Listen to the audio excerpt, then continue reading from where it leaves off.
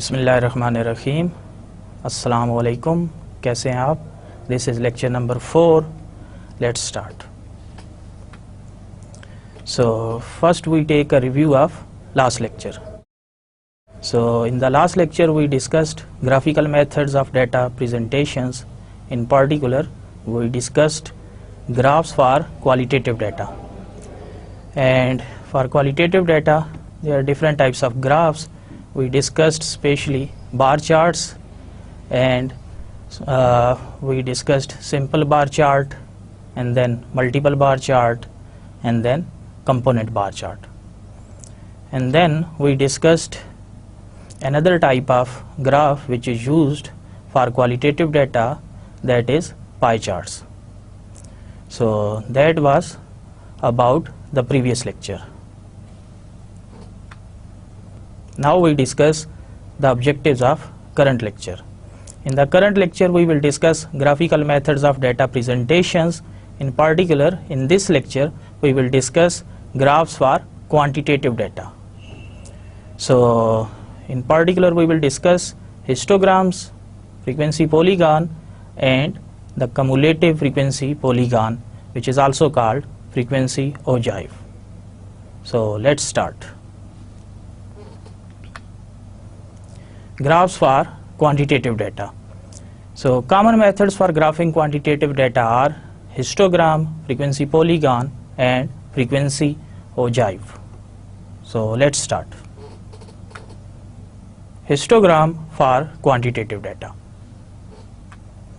So a histogram is a graph that consists of a set of adjacent bars with heights proportional to the frequencies or relative frequencies or percentages, and the bars are marked off by class boundaries and not the class limits. So histogram displays the classes on the horizontal axis and the frequencies of the classes on the vertical axis. Or if we are taking relative frequencies, then the relative frequencies will be placed on the vertical axis. Or if we are taking percentages, then the percentages of the classes will be placed on the vertical axis. The frequency of each class is represented by a vertical bar whose height is equal to the frequency of that particular class. So histogram is similar to a bar graph.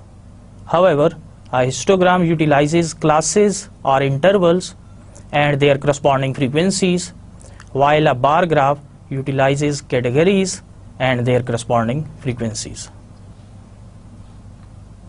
So let us explain the idea of histogram with the help of an example. So here is hypothetical data of ages of telephone operators. So we want to construct a histogram for this data.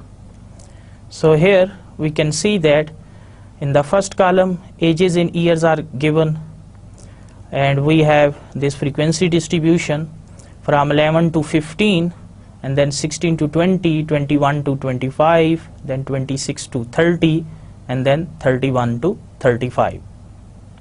And in the next column we have number of operators. So as far as this first class limits are concerned, from 11 to 15 we have 10 operators. So there are 10 operators having ages between 11 and 15. Similarly, there are 5 operators having ages between 16 and 20, and there are 7 operators having ages between 21 and 25, and so on. There are 6 operators having ages between 31 and 35. So let us construct a histogram for this frequency distribution. So let us discuss the method. So in the first step, construct class boundaries. Class boundaries are usually denoted by CB. C stands for class and B for boundaries. So our first step is to construct the class boundaries. So you already know the method of constructing class boundaries. So just take the difference of lower limit of second class, which is 16, and upper limit of first class, which is 15. So just take the difference, 16 minus 15. The result is 1. So divide this resultant number 1 by 2. So you get 1 divided by 2, the answer is 0.5. So subtract this resultant number 0.5 from the lower class limit. It will be 11 minus 0.5. You will get 10.5. And add the resultant number, that is 0.5, to the upper class limit. That is, add 0.5 to 15. So it will become 15.5. Similarly, subtract this 0.5 from each of the lower class limits and add this 0.5 to each of the upper class limits. So subtracting 0.5 from the lower limit of second class, so 16 minus 0.5, you will get 15.5. Similarly, adding 0.5 to the 20, you will get 20.5, and so on. So here is the first class boundary, 10.5 to 15.5, and similarly we can construct the class boundaries of each of these classes.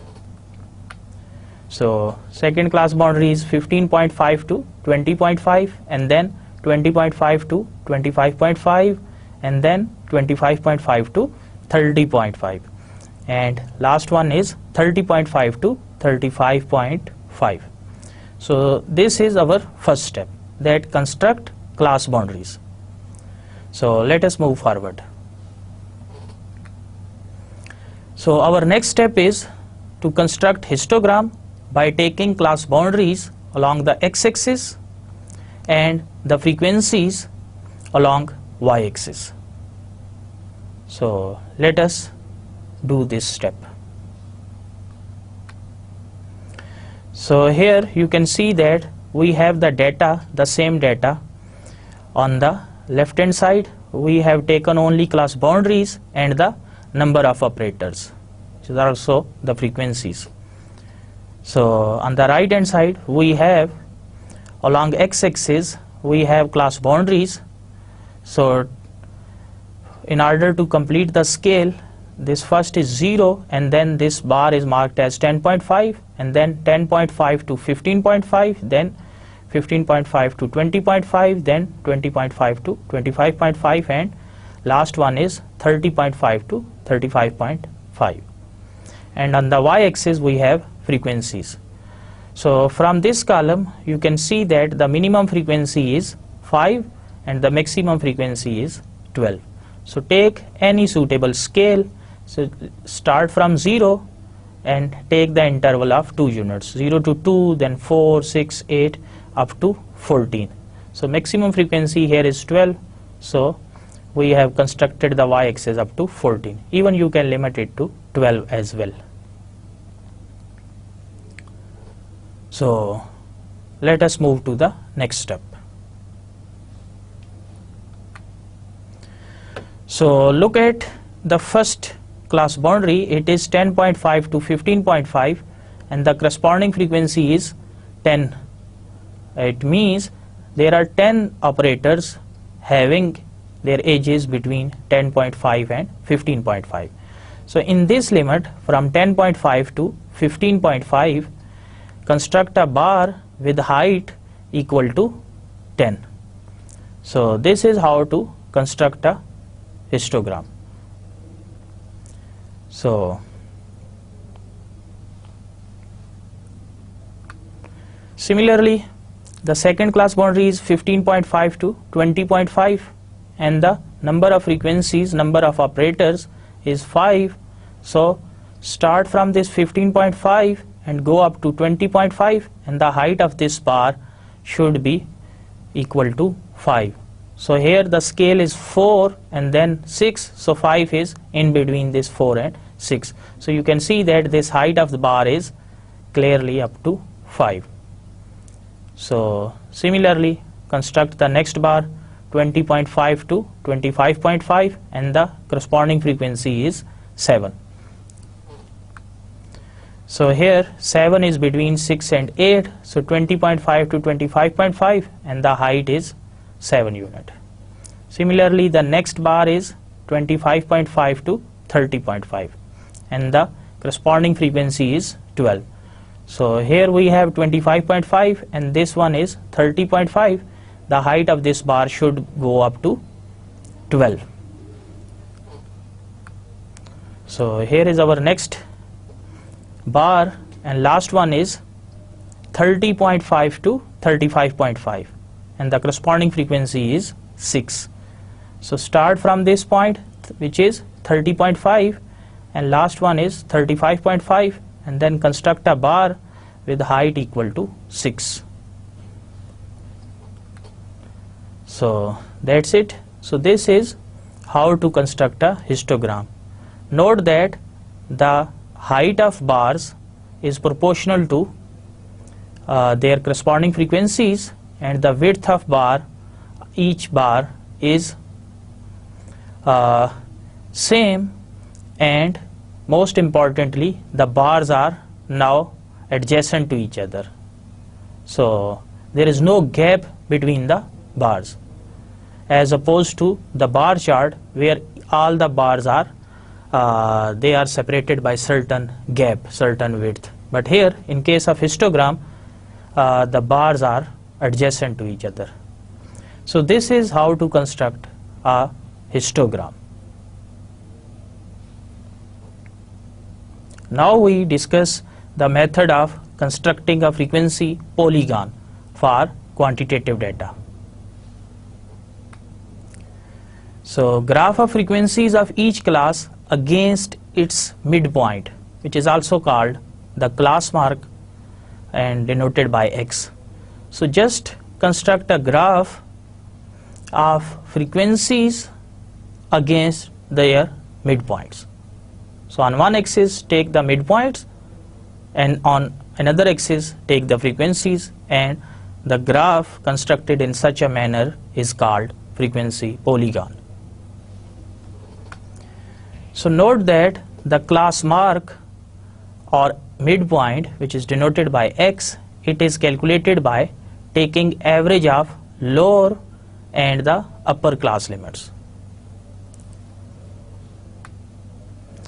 So let us explain the frequency polygon with the help of an example. We are considering the same data set, which is the ages of telephone operators.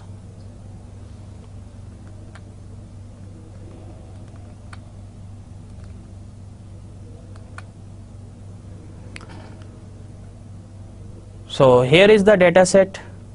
On the first column we have ages in years, on second column we have number of operators, and in the next column we constructed the midpoint, which is X. So note that midpoint is calculated by taking average of lower class limit and the upper class limit. So as far as the first class is concerned, the lower class limit is 11 and the upper class limit is 15. So if we take the average, so average is 11 plus 15 divided by 2. So just add these two numbers and divide the sum by 2. So 11 plus 15 we get 26, divided by 2 the average is 13. So this is the first midpoint or midpoint of the first class. So similarly, in order to calculate the midpoint of second class, we have to take the average of number 16, which is lower class limit of second class, and the number 20, which is upper class limit of the second class. So just take the average of these two numbers. So in order to take the average, just add 16 and 20. So 16 plus 20 we get 36. Divide this sum, which is 36, by 2. So 36 divided by 2 we get 18. Similarly, we can find the midpoint of third class. 21 plus 25, which is equal to 46, divided by 2 we get 23. Similarly, 26 plus 30 we get 56, divided by 2 we get 28. And last one is 31 plus 35, we get 66 divided by 2, the answer is 33. So this is how to find the midpoints. So this is our first step. So now if we construct a graph of the frequencies of each class against its midpoint, so then this will be the frequency polygon. So let us discuss the method of constructing frequency polygon. So first step, take midpoints along x-axis and frequencies along y-axis. So here is the same data, and below the data we have the graph.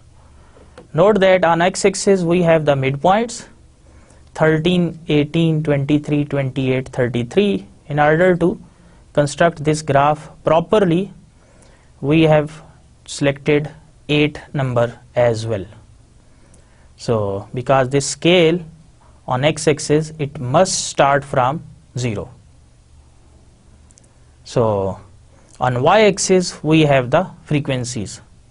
So the minimum frequency is 0, and this scale starts from 0 to 14, which covers the minimum and the maximum value.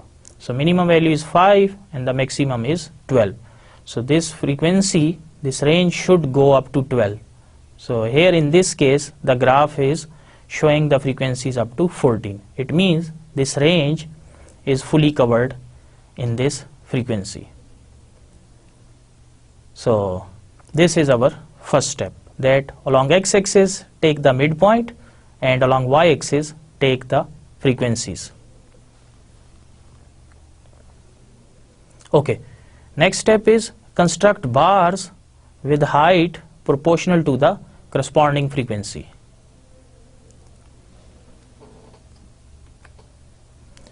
So here we can see that the first midpoint is 13, so the corresponding frequency is 10.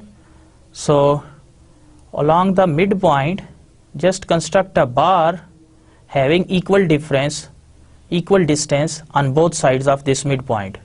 So go from 13 to some distance on left hand side and the same distance on right hand side.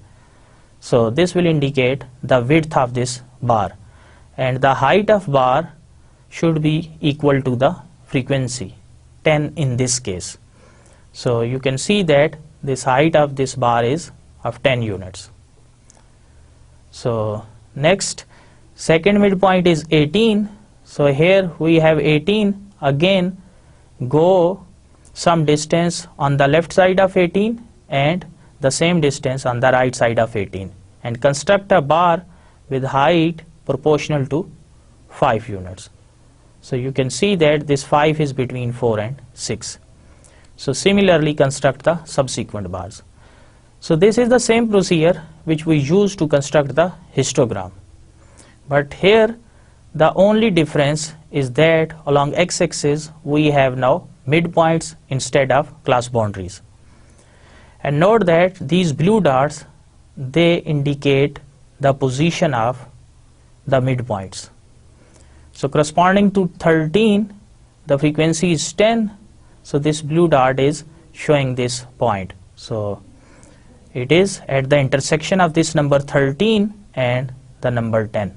So similarly, the second blue dot is at 18 and 5, and third is 23 and 7. Fourth is 28 and 12, and last one is at 33 and 6. So construct bars with height proportional to the corresponding frequency. So this is how the bars are constructed. So next step is join midpoints to get frequency polygon. So just join each of these midpoints to each other. So you can see that this is how the midpoints are joined. then next join this second midpoint to third, and then third to fourth, and then fourth to last one. So just join the midpoints to get the frequency polygon. So this is how the midpoints are joined.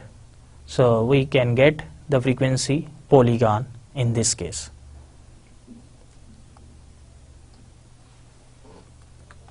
Now we discuss cumulative frequency polygon, which is also called ogive for the quantitative data. So ogive is pronounced as ogive and it rhymes with alive. Most of the people, they usually do not correctly pronounce this ogive. So remember to pronounce it correctly.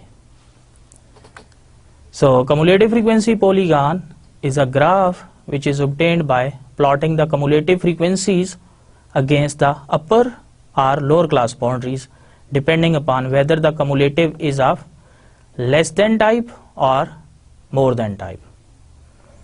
And suppose on x-axis we take upper class boundaries and on y-axis we take cumulative frequencies. Then this will be called less than cumulative frequency polygon. So if we take along x-axis lower class boundaries and along y-axis their cumulative frequencies, then the graph will be called more than cumulative frequency polygon. So let us discuss one simple example to illustrate this idea. So here is the less than cumulative frequency distribution for the data of ages of telephone operators. So first column is age in years, second is class boundaries, and note that the class boundaries are of less than type. So less than 15.5, less than 20.5, less than 25.5, and remember that this 15.5 is the upper class boundary, 20.5 is the upper class boundary of the next class, 25.5 is the upper class boundary of the third class, and similarly 35.5 is the upper class boundary of the last class. So we have less than upper class boundary, 15.5, less than 20.5, less than 25.5, and next column is number of operators, that is their frequencies, and next we have cumulative frequency. So 10 corresponding to first class and 15 corresponding to second class. This 15 is obtained by adding these two numbers. So 10 plus 5 we get 15 because we are cumulating. Cumulating means adding together. So next less than 25.5, so add this 7 to this 15. So 15 plus 7 we get 22, and then less than 30.5 add this 12 to 22. So 12 plus 22 we get 34, and then less than 35.5, so add 6 to 34 we get 40, and remember that this 40, this number which is cumulative frequency corresponding to last class, this must be equal to the total frequency. So let us discuss the method of constructing a cumulative frequency polygon or ogive diagram. So in the method, the first step is take upper class boundaries along x-axis and the cumulative frequencies along y-axis. Note that since we are considering upper class boundaries, so it means we are going to construct cumulative frequency polygon of less than type, or we can say that we are going to construct less than cumulative frequency polygon. So using the lower class boundaries along x-axis and the cumulative frequencies along y-axis, we can construct more than cumulative frequency polygon. But as far as this example is concerned, we are interested in constructing less than cumulative frequency polygon, which can be constructed by taking upper class boundaries along x-axis and their corresponding cumulative frequencies along y-axis. So in the first step, take upper class boundaries along x-axis and the cumulative frequencies along y-axis. So here is the same data. In the first column we have class boundaries less than 15.5 and the cumulative frequency, which is 10, less than 20.5, cumulative frequency is 15, and so on. Less than, last one is less than 35.5, the cumulative frequency is 40. So here is how to construct the less than cumulative frequency polygon. So take upper class boundaries along x-axis and cumulative frequencies along y-axis. So look at the range of cumulative frequencies. The minimum is 10 and the maximum goes to 40. So it means start from 0 and go up to 40. Here, as far as this scale is concerned, we have taken this scale up to 45. And along x-axis, upper class boundaries, so upper class boundaries, they go up to 35.5. So 35 and then 40, so 35.5 is here in between, it is being covered in this range. So this is our first step. Take upper class boundaries along x-axis and the cumulative frequencies along y-axis. So next step is join less than class boundaries with corresponding cumulative frequencies. So here is the graph. So first is 15.5, so it is slightly above 15, so we have 15.5 somewhat here, and the corresponding frequency 10, so just join this 10 with 15.5, so you will get this first point. So similarly, less than 20.5, so 20.5, and then corresponding frequency is 15.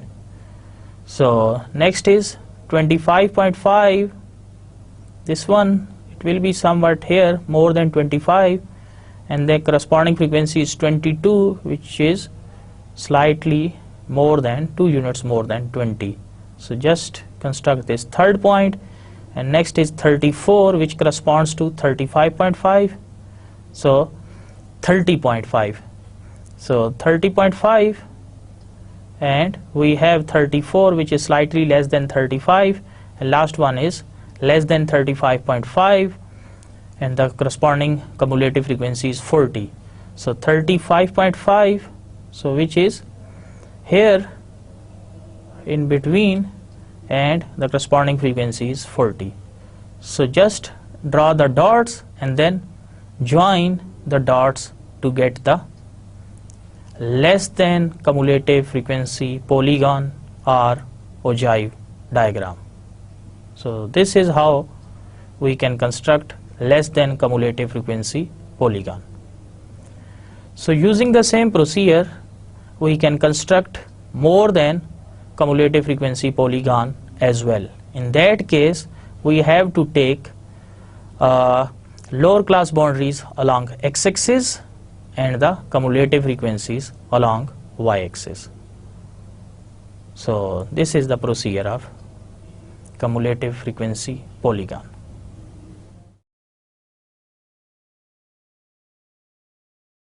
Now we discuss distributional shape. So first we discuss distribution of a data set. So the distribution of a data set is a table, a graph, or a formula that provides the values of the data set and how often they occur. How often they occur mean their corresponding frequencies. So we can have a table and where first column can contain different ranges, let's say 11 to 15, and then next column containing their frequencies. So this table actually gives us the distribution. Similarly, we can get the distribution with the help of a graph, or we can get the distribution with the help of formula which conveys the same information. So an important aspect of the distribution of a quantitative data is its shape. The shape of a distribution frequently plays a role in determining the appropriate method of statistical analysis. To identify the shape of a distribution, the best approach usually is to use a smooth curve that approximates the overall pattern of the shape. So here we have a figure which displays the relative frequency histogram for the heights of 300 female students. So on x-axis we have the heights, and on y-axis we have the corresponding frequencies. So this is the histogram.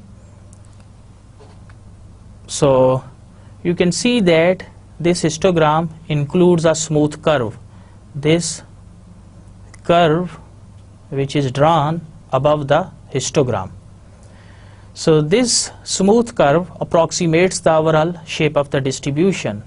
So we have just drawn the smooth curve in order to capture the overall pattern which is shown by the bars of the histogram. So note that both the histogram and the smooth curve, they show that this distribution of height is bell shaped. So you can see that this smooth curve, it is looking like a bell. So but the smooth curve makes seeing the shape a little easier as compared to the histogram. So that's why the distributional shape, in order to get the distributional shape, we usually draw a smooth curve. So now what are the advantages of drawing a smooth curve? So smooth curve, it skips minor differences in shape and concentrate on overall pattern. So here you can see that some of the bars, they are outside this smooth curve and some are inside. So but overall this smooth curve is showing that the histogram is of bell shape. So now we discuss the frequency distributions which are used in practice. So common type of frequency distributions which are used in practice are: first we discuss the symmetric distributions.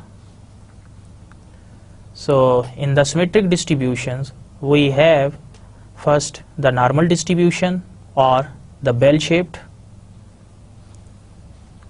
So here is the graph. You can see that the shape of the distribution is just like a bell. So that's why it is called the bell shape. So if we draw the distributional graph of normal distribution, we get this bell shaped curve. So in future we will use this normal distribution most often. So if I draw a line here, so you can see that area to the left of this bar is same as area to the right of this red bar. So on the right hand side we have 50% of the distribution, and on the left hand side we have the remaining 50% of the distribution. So if the distributional shape is such that we can divide it into two equal parts, so then this distribution will be called the symmetric distribution. So 50% area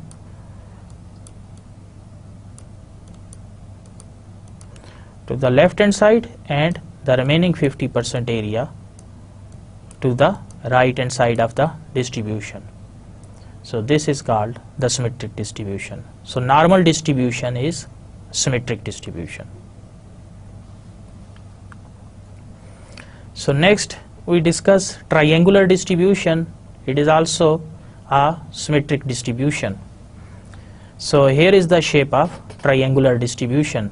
So you can see that it is just like a triangle. So that's why it is called triangular distribution. So again, if we subdivide this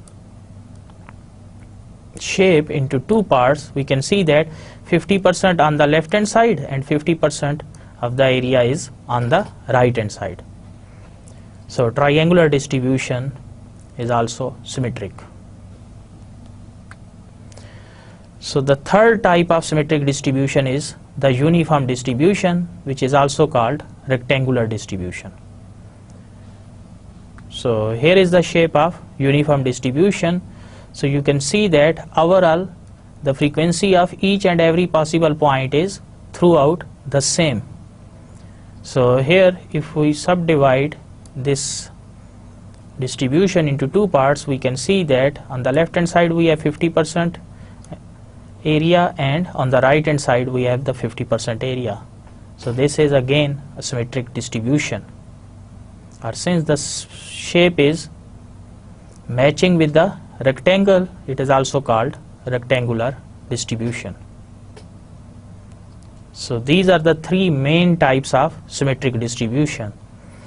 So usually the normal distribution is mostly used and uniform distribution is also used most often. But as far as triangular distribution is concerned, we seldom use it. Its uses are very rare.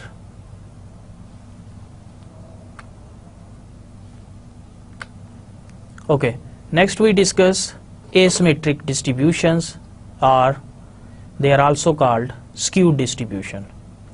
So asymmetric distributions are the distributions which are not symmetric. So that's why they are called asymmetric.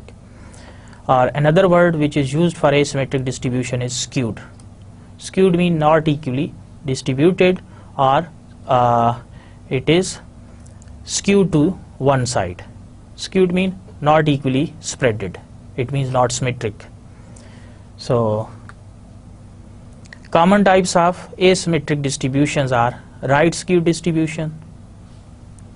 So here you can see that the right tail is longer than the left tail. So you can see that now the area is not equally spreaded along the middle line. So you can see that right tail area on the right hand side of this line is more than 50%, and it is actually larger in magnitude than to the area on the left hand side of this bar. So that's why it is called right skewed distribution. And next we discuss left skewed distribution. So left skewed distribution is if left hand side is longer than the right hand side. So here you can see that left tail is longer than the right tail. So if we draw a middle line, so then the area to the left of this red line is larger than the area to the right of this line. So that is why it is called left skewed. So this is another type of asymmetric distribution. So next we have reverse J-shaped, or it is also called extremely right skewed. So here is the distribution. So you can see that it is right skewed, but right tail is very long as compared to left one. So it is called extremely right skewed, or it is also called reverse J-shaped. So J is usually written in this form. So this is letter J. So if we write it in reverse order, so you get the same distribution. So last one is J-shaped, or extremely left skewed. So here is the graph. So you can see that it is matching the letter J in some way. So this is letter J. So this distribution is just like the letter J, that's why it is called J-shaped, or extremely left skewed because left side is very long as compared to right side. So these are the common distributions which are all asymmetric.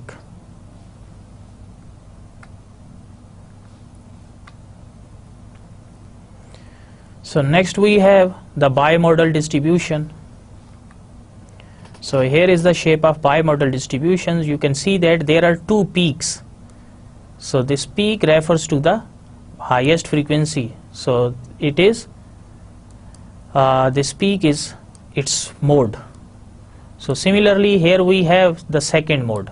So this is the first mode and this is the second mode. So if value is, suppose we have here 10 here, so we will say that 10 is the first mode, and suppose here we have 15, so 15 is the second mode. So this is the bimodal distribution. Bi for 2 and mode mean the highest frequency. So if there are two spikes or two peaks, it is called the bimodal distribution. And remember that this bell-shaped curve, it is unimodal. It is symmetric, it is also called unimodal. Unimodal means it has only one peak, or highest frequency is called mode. So if peak is occurring at 10, so we will say that the mode is occurring at 10. So if a distribution has only one mode, it is called unimodal. If it has two modes or two peaks, it will be called bimodal distribution. So next we have multimodal distributions. So multimodal mean if a distribution has more than two modes, so three or more modes. So here is the shape of a trimodal distribution. Trimodal because it has three modes. So first mode here, first peak, and then second peak, and here we have the third peak.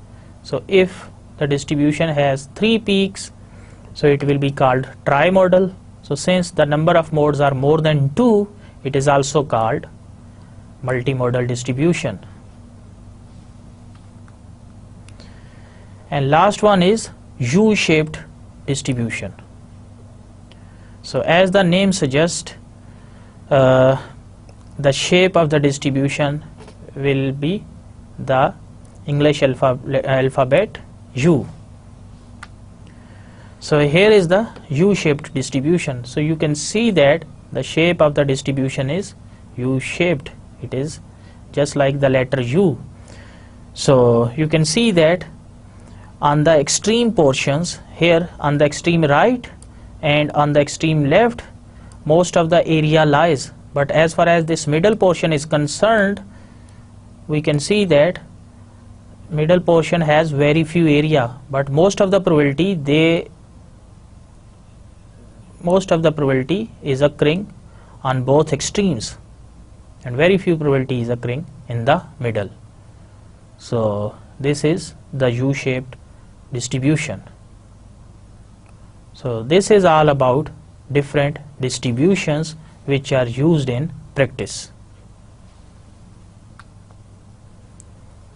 Now we discuss how to identify the distribution of a particular data set. Suppose we have a data set and we want to find its distribution. So how we will find the distribution? So let us explain this idea with the help of an example. Suppose we have data on size of the households.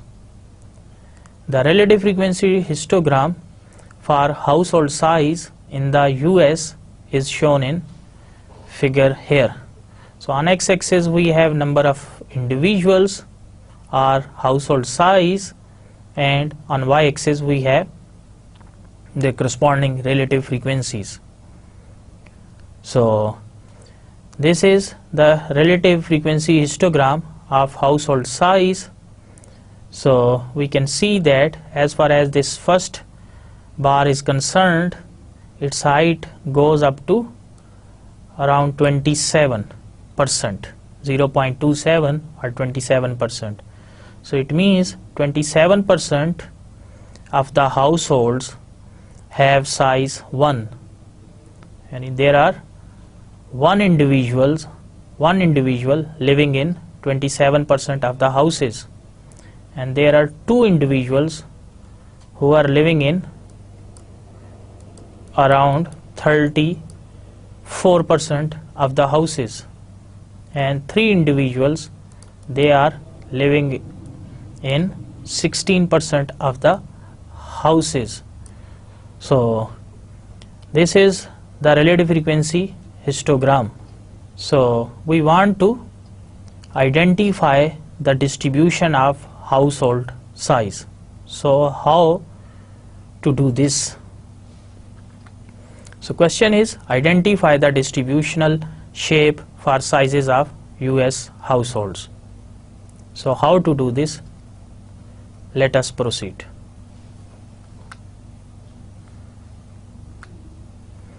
To identify the distributional shape, draw a smooth curve through the histogram. So just draw a smooth curve matching the histogram. So here is the smooth curve. So you can see that this curve is approximately matching the histogram. So by looking at smooth curve, we can guess the distributional shape. So we have already discussed different shapes of the distribution. So we can match this smooth curve with the pre-existing shapes.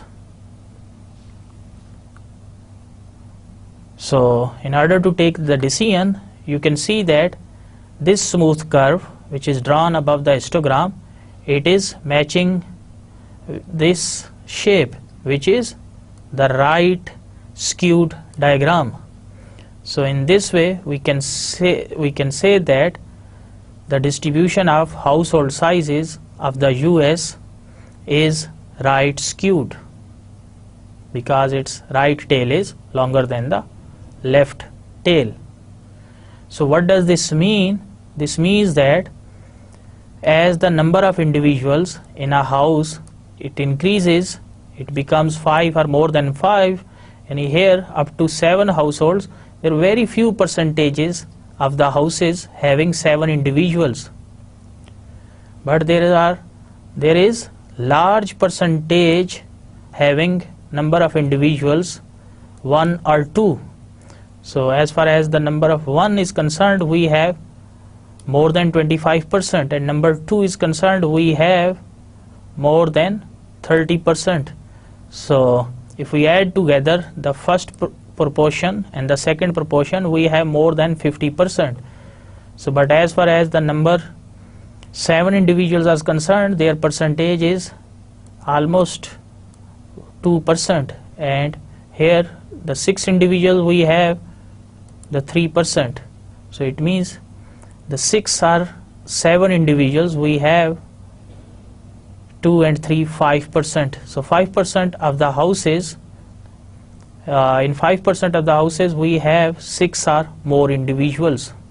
So overall, most of the individuals, most of the houses, they have either only 1 individual living in that house or the 2 individuals. So this is how to identify the distributional shape. Let us review the today's lecture. So the main concepts which we discussed in today's lecture are the graphical methods of data presentations.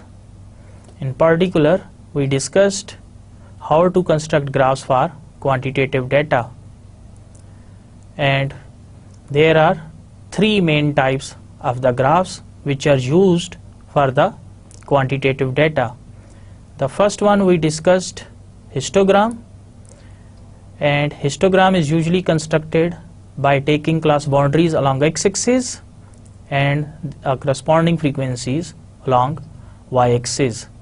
And the histogram is a graph of adjacent bars with heights proportional to the corresponding frequencies. And then we discussed frequency polygon. In the frequency polygon, we took midpoints along the x-axis and the corresponding frequencies along y-axis, and then we connected the midpoints to get the frequency polygon. And last concept which we discussed is the cumulative frequency polygon, which is also called frequency ogive. So in order to construct frequency ogive diagram or the cumulative frequency polygon, we have to construct two types of these two types of the cumulative frequency polygon. One is less than cumulative frequency polygon and the other is more than cumulative frequency polygon. In the less than type, that is less than cumulative frequency polygon, we take along x-axis the upper class boundaries and along y-axis we take cumulative frequencies and we construct a graph. And in the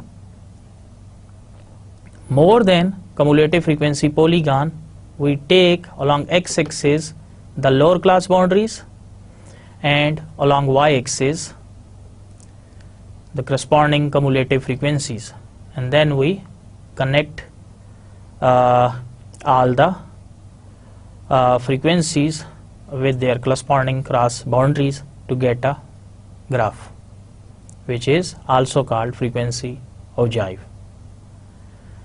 So that was all that we discussed in today's session. In the next lecture, I will introduce you to the Microsoft Excel program, and we will learn the basics of Microsoft Excel and how to write basic formulas in Microsoft Excel and its basic environment, and then we will also discuss how to construct different types of tables. In particular, we will discuss how to construct frequency tables or how to construct a simple frequency. And in addition, we will also discuss how to construct graphs in MS Excel. And in particular, we will discuss how to construct simple bar chart, how to construct multiple bar charts, how to construct component bar charts. And we will also discuss how to construct pie charts, how to construct histograms in Microsoft Excel. So till then, Allah Hafiz.